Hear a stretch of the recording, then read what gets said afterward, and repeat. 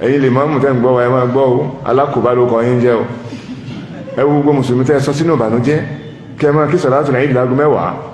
kẹ́ máa kí lágó mẹ́sàn-án wàláhì àìbùn kẹbíir ní tí ò dá rárá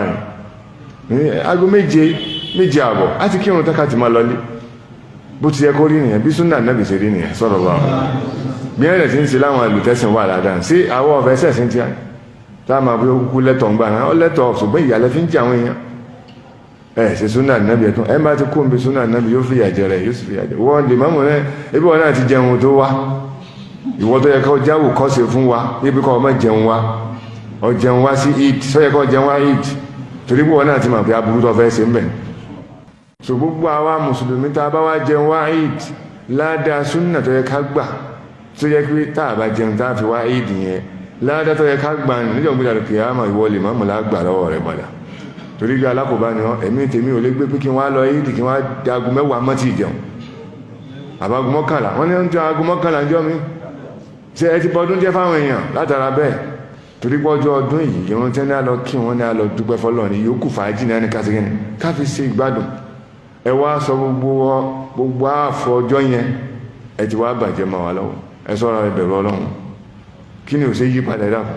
tí gọ́fúnà ọ̀bá lè wá láàgó nǹkan mọ́ wa títí ọ̀bá wà ní kírun tàbí gómìnà lọ́dá yín tó gbé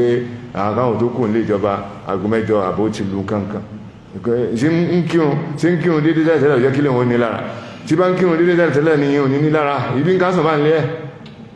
sọ̀rọ̀ ẹ̀dá kan yí padà ẹ̀yin imams ẹ yí padà ẹ lọ mọ̀ pé ọlọ́run obìnrin lè rẹ̀ ń jọ ìbílẹ̀ kìyàmọ̀ ó sì lágbára àti yí padà orí àwọn kankan tó ń rí yí padà kí ló tó lè lẹ́yìn náà tó lè yí lẹ́yìn náà padà àwọn ọba kan bọ̀ wá tí ọba lè ṣé kì í kásán bá ń lé ẹ̀ kọ́ wá lásìkò tá ń kírun subhanallah táwa bá lọ salatul fajr ní masjidun nabi sallallahu alaihi wasallam ní madinatu nabawiyya tábà ti lásùmọ́ láti mọ́ra ayé dì lọ́wọ́ ọgbọ̀n gbọ́n tábà ń lọ salatul fajr